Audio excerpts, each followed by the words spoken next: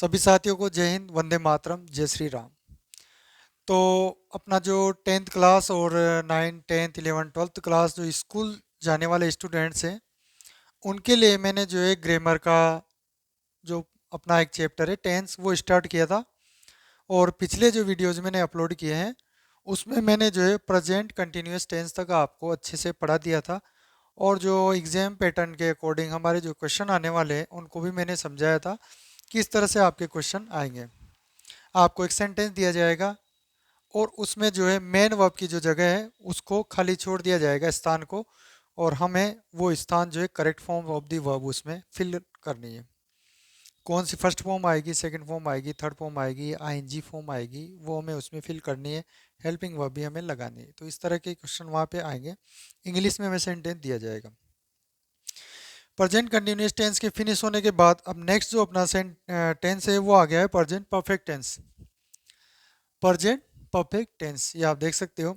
तो हिंदी में इसकी जनरली जो पहचान होती है वो आप सभी को पता होगी, आपने पढ़ी भी होगी कि जो हिंदी में अगर इस सेंटेंस को हम ट्रांसलेट करते हैं तो उसका जो मीनिंग निकलता है उसमें पीछे जो है लास्ट में चुका है, चुकी है, चुके हैं, या है, ई है, ए है, इस तरह की जो है वो शब्द आते हैं। उससे हमें पहचान होती है कि ये जो सेंटेंस है वो प्रेजेंट परफेक्ट टेंस का है।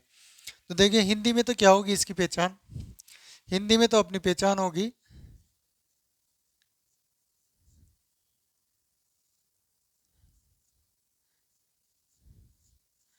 चुका है,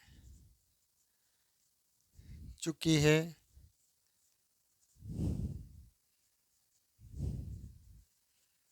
चुके हैं, या है, ई है, ए है आदि। इस तरह से इसमें सेंटेंस जो है आएंगे अपने।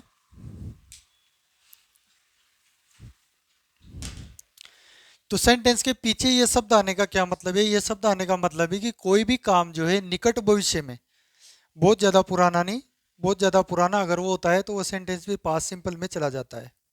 जैसे हमारा देश जो है 1947 में आज़ाद हुआ था, तो इंडिया गॉट फ्रीडम इन 1947, तो ये वाला सेंटेंस पास्ट सिंपल में चला गया। लेकिन जैसे भी मैंने बोला कि मैंने खाना खा लिया है, आई हैव टेकन फूड, या फिर मैं स्कूल मैंने होमवर्क कर लिया है तो I have completed my homework, या उसने पाठ याद कर लिया है तो सी हैज़ लर्न हर लेसन। तो इस तरह के जो सेंटेंस है वो निकट भविष्य में यानी कि हाल ही में कोई काम हुआ है, वो फिनिश हो चुका है, फिनिश हो गया है, वो काम हमने कर लिया है, तो उसके लिए हम जो है प्रेजेंट परफेक्ट टेंस का यूज करते हैं। इस तरह का सेंस जो है निकल कर आना चाहिए जब हम वहाँ हमें हिंदी में तो दिया नहीं जाएगा, सेंटेंस दिया जाएगा इंग्लिश में। तो उस इंग्लिश के सेंटेंस को जब हम ट्रांसलेट करते हैं तो हमें ये पता लगना चाहिए कि उससे कि कोई भी काम जो है अभी हाल ही में फिनिश हुआ है, समाप्त हुआ है, वो काम कर लिया गया है, उस काम को हम कर चुके हैं, इस तरह का हमें पता लगना चाहिए। तो उस वाले सेंटेंस को जो है हम प्रेजेंट परफेक्ट टेंस में लिखेंगे। तो प्रेजेंट परफेक्ट टेंस में भी हमें जो है उसकी मेन वर्ब की correct form of the verb लिखनी है। तो देखिए इसमें क्या होगा कि कोई भी काम, कोई भी काम जो निकट भविष्य में हुआ है, निकट भूतकाल में, भविष्य नहीं, सॉरी मैंने गलत बोल दिया, निकट भूतकाल में हुआ है, समाप्त हो गया है,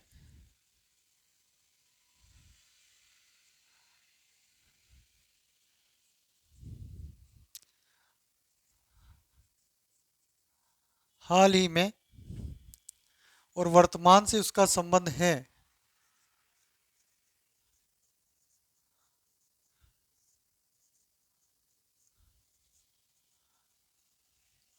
वर्तमान से उसका रिलेशन है, तो ये सेंटेंस प्रेजेंट परफेक्ट टेंस में होगा। ये सेंटेंस प्रेजेंट परफेक्ट टेंस में यानी कि पीपीटी में होगा। ठीक है।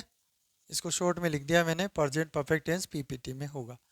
ठीक है, इस तरह का हमें सेंस पता लगना चाहिए कि कोई भी काम जो है निकट भविष्य में हुआ है, उसका प्रेजेंट से भी रिलेशन है थोड़ा, तो वो काम जो है हमें प्रेजेंट परफेक्ट टेंस में लिखना है। तो इसका पैटर्न क्या होगा इसमें हमें किस हेल्पिंग वर्ब को, किस मेन वर्ब को यूज करना है, तो पैटर्न देख लीजिए। पैटर्न जो इसका होगा, सबसे पहले वही आएगा सब्जेक्ट, सब्जेक्ट के बाद आएगा अपना हेज या फिर हैव, दोनों में से एक आएगा।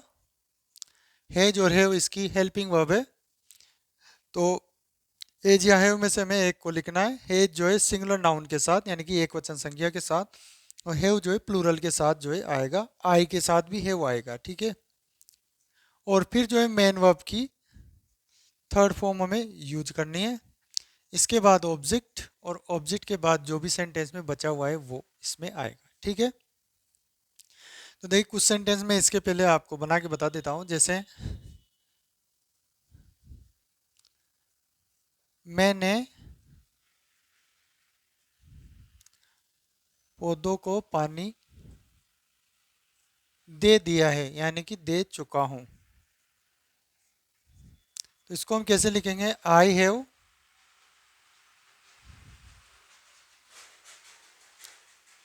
Watered the plants. ओके, ये हो गया। और उसने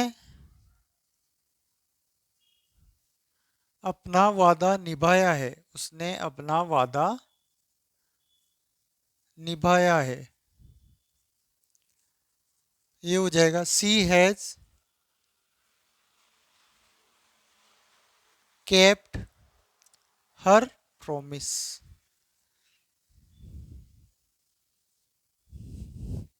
हमने कसरत कर ली है, कर चुके हैं, हमने कसरत कर ली है, तो वी हैव टेकन, टेक की थर्ड फॉर्म हो जाएगी टेकन, कीप की थर्ड फॉर्म केप्ट, और वाटर की थर्ड फॉर्म हो जाएगी water. We have taken exercise, ये सेंटेंस हो गया। और जैसे एक और लिख देता हूं, तुमने सच बोला है, यानी कि सच तुमने बोल दिया है, तुम बोल चुके हो। तो यू, और यू के साथ आएगा हैव स्पोकन, स्पीक की थर्ड फॉर्म हो जाएगी स्पोकन द ट्रुथ। ये हो गया। ठीक है, मैंने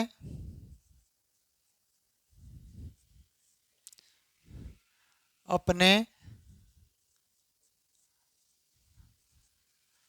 कमरे को साफ कर लिया है, यानी कि साफ कर चुका हूं। तो आई हैव, फिर इसमें थर्ड फॉर्म आ जाएगी साफ करना, यानी कि clean, I have cleaned my room. तो आप देख सकते हो इस सेंटेंस का स्ट्रक्चर, पहले सब्जेक्ट, सब्जेक्ट के बाद फिर हेज या हैव में से एक चीज आएगी, इसके बाद मेन वर्ब की थर्ड फॉर्म आ ही रही है, और इसके बाद ऑब्जेक्ट है। ठीक है, तो इस तरह से सिंपल इसका सेंटेंस बनेगा अपना। अब हम नेक्स्ट पेज पे चलते हैं और आपको क्लियर करता हूं कि आप किस तरह से पहचानोगे कि ये सेंटेंस जो है प्रेजेंट परफेक्ट में ही बनने वाला है। ठीक है,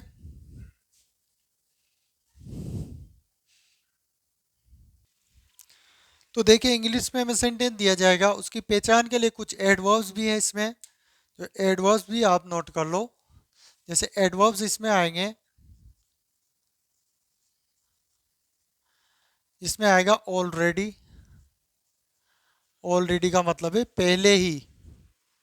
जैसे I have already taken food, मैंने पहले ही खाना खा लिया है। I have already completed my homework.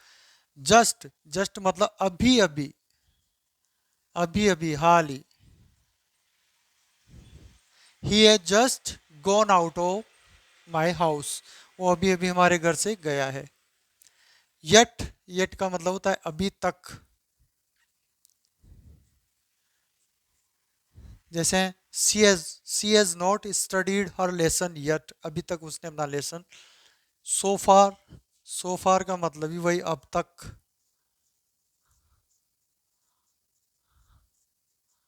और एक होता है up to now, up to now का मतलब भी यही होता है अब तक, ठीक है। और एक होता है रिसेंटली, रिसेंटली का मतलब हाल ही में,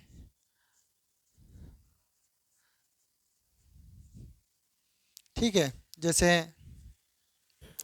I have uploaded 3 videos on tenses recently, मैंने हाल ही में जो है टेंस पर 3 वीडियोस अपलोड किए हैं, इस तरह से।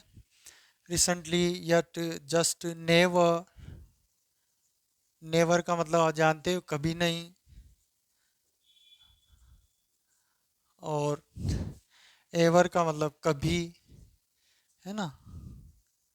जैसे have you ever gone to Agra, क्या आप कभी आगरा गए हो। तो इस तरह के एडवर्ब्स का जो है यूज इसमें होता है, इससे भी आप सेंटेंस को पहचान सकते हो। लेटली, लेटली का मतलब भी यही होता है हाल ही में। और एक नाउ, नाउ मतलब अब, जैसे अब मैं थक चुका हूँ, now I have gone tired, तो इस तरह के सेंटेंसेस का इसमें यूज होगा, और इस तरह के एडवर्ब से आप इसे पहचान सकते हो। तो अब मैं आपको कुछ सेंटेंस जो है बना के, जो एग्जाम पैटर्न के अकॉर्डिंग वो मैं बता देता हूँ, सोल्व करके बता देता हूँ, ताकि आपको पता लग जाएगा, ठीक है। जैसे सी हैज़,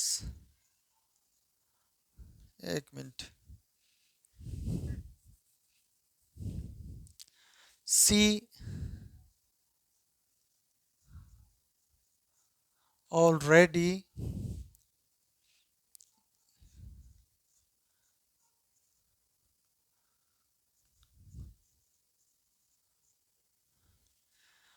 तो सी वह पहले से ही, ऑलरेडी गो टू स्कूल, वो पहले से ही स्कूल जा चुकी है, ऐसा सेंस इसमें आ रहा है। तो सीधा सा हो जाएगा सी, यहाँ पे आ जाएगा हैज, और गो की थर्ड फॉर्म आ जाएगी गॉन, ठीक है। यहाँ पर जाए, जैसे just he just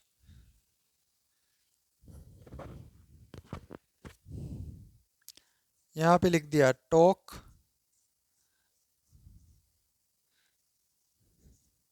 he just talk to me, उसने अभी अभी मुझसे बात की है। तो यहाँ पे क्या भर जाएगा अपना, ही हैज जस्ट, और टॉक की थर्ड फॉर्म आ जाएगी अपने टॉक्ड। इस तरह से इसमें कर देंगे हम। जैसे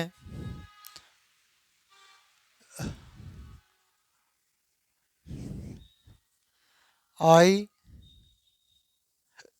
नेवर, और इसमें अपने को दे दिए सी, मेन वर्ब की फर्स्ट फॉर्म।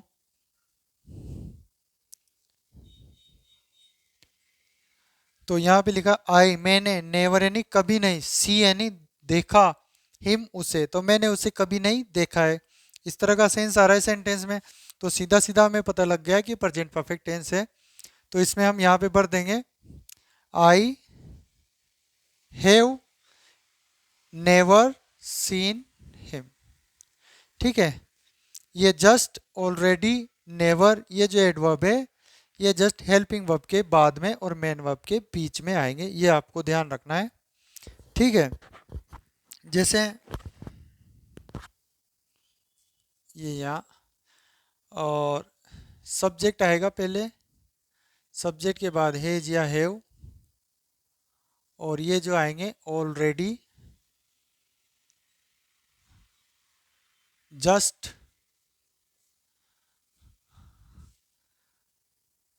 ऑलरेडी, जस्ट, और नेवर। तो ये जो है जस्ट हेल्पिंग वर्ब के बाद आ जाएगा, इसके बाद मेन वर्ब की थर्ड फॉर्म, और थर्ड फॉर्म के बाद ऑब्जेक्ट, इस तरह से आएंगे ये भी आपको ध्यान रखना है, क्या पता वहाँ पे दे दे। तो हमें जो है हेल्पिंग वर्ब के बाद जो है ऑलरेडी, जस्ट और नेवर, इसका जो एडवर्ब है उनको लगाना है, इसके बाद मेन वर्ब की थर्ड फॉर्म लिखती है, लास्ट में ऑब्जेक्ट है, ठीक है। इस तरह से सेंटेंस आएंगे। अब हेज या हैव का यूज कहाँ होगा, तो हैज का जो यूज है सिंगुलर नाउन के साथ, सिंगुलर्स के साथ हमें हैज का यूज करना है। जैसे ही, शी, इट,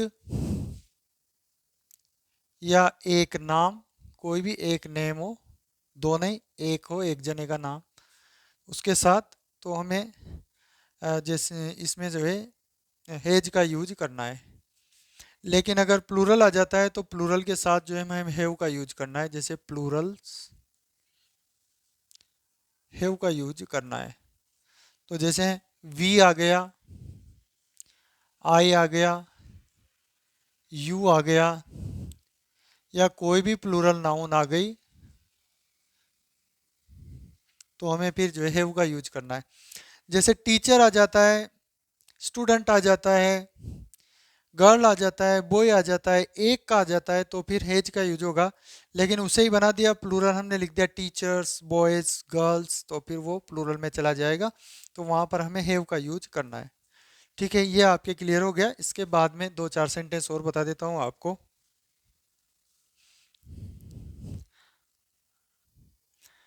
तो देखिए, इस तरह के सेंटेंसेस आपको वहां पे देखने को मिलेंगे। जैसे ये फर्स्ट सेंटेंस है, सरिता रिसेंटली, हाल ही में, open open a school in Kota. तो इसका जो सेंस निकल के आ रहा है वो क्या आ रहा है कि सरिता ने हाल ही में एक स्कूल जो है कोटा में खोला है, यानी कि खोल चुकी है, खोल दिया है। तो हमें पता लग गया कि वे प्रेजेंट परफेक्ट में है।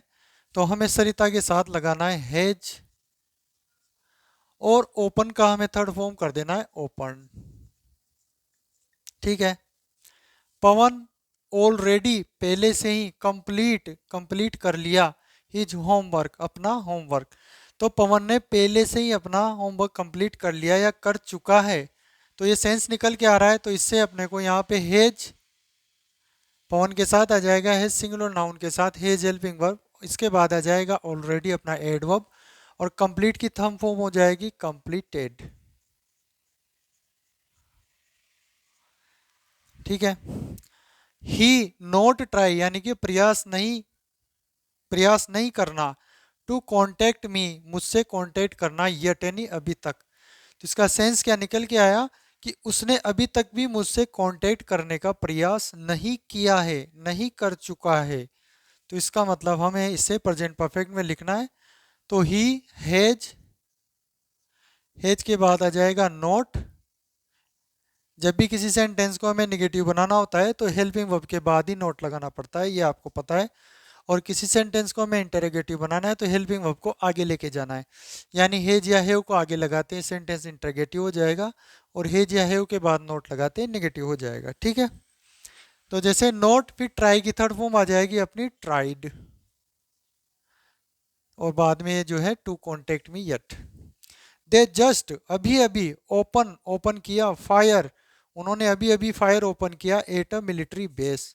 तो उन्होंने अभी अभी जस्ट जो है एक मिलिट्री बेस पर फायर किया है, ओपन फायर किया है, फायर को ओपन किया है। तो दे यहाँ आ जाएगा अपने हैव हेल्पिंग वर्ब इस जगह पे, और जस्ट ओपन की थर्ड फॉर्म हो जाएगी open. They have just open fire eight a military base. Priya not visit, visit नहीं किया है जयपुर को, अप टू नाउ, यानी अभी तक या अब तक। अप टू नाउ का मतलब क्या होता है, अभी तक या अब तक। तो प्रिया अभी तक भी जयपुर नहीं गई है या जयपुर को विजिट नहीं किया है। तो प्रिया के साथ आ जाएगा हेज, हेज के बाद नॉट, और विजिट का हो जाएगा अपने visited. Priya has not visited Jaipur up to now, अभी तक भी जयपुर को विजिट नहीं किया है। तो वी रिसेंटली, रिसेंटली हाल ही, लॉन्च, लॉन्च किया, अ न्यू कार, एक नई कार, इन द मार्केट, मार्केट में अभी हाल ही में हमने एक नई कार को लॉन्च किया है। तो इस तरह का सेंस इसका निकल के आ रहा है। इसका मतलब सेंटेंस बनेगा प्रेजेंट परफेक्ट में। तो वही सब्जेक्ट के बाद हम लगाएंगे इसका हेल्पिंग वर्ब, तो वी के साथ क्या आ जाएगी, हैव। हैव के बाद रिसेंटली एडवर्ब आ गया, और लॉन्च की थर्ड फॉर्म हो गई launched, on the new car in the market. तो ये हो गया इसका। अब जो प्रेजेंट परफेक्ट टेंस में जो चीज़ बच जाती है, एक सेंटेंस जो इसका मेन वर्ब अगर हमें बी दे दी जाती है तो बी का हम बनाते हैं थर्ड फॉर्म बीन होती है। उस वाले सेंटेंस को मैं नेक्स्ट वीडियो में बताऊंगा। इसके अलावा एक और चीज़ है जो अक्सर स्टूडेंट्स को प्रॉब्लम आती है कि अ, हमें थर्ड फॉर्म जो है इतनी सारी वर्ब्स हैं उनको हम कैसे याद रखें कि किस वर्ब का थर्ड फॉर्म कैसे बनेगा। जैसे आप देखिए कि गो का जो थर्ड फॉर्म है गो, ये गो, और इसकी सेकंड फॉर्म है वेंट और थर्ड फॉर्म है गोन। ठीक है। और जैसे राइट है तो राइट, और राइट की सेकंड फॉर्म है रॉट और इसकी थर्ड फॉर्म है रिटर्न। और जैसे ड्रिंक है तो ड्रिंक तो इसकी फर्स्ट फॉर्म, ड्रैंक इसकी सेकंड फॉर्म, थर्ड फॉर्म हो जाती है ड्रंकन।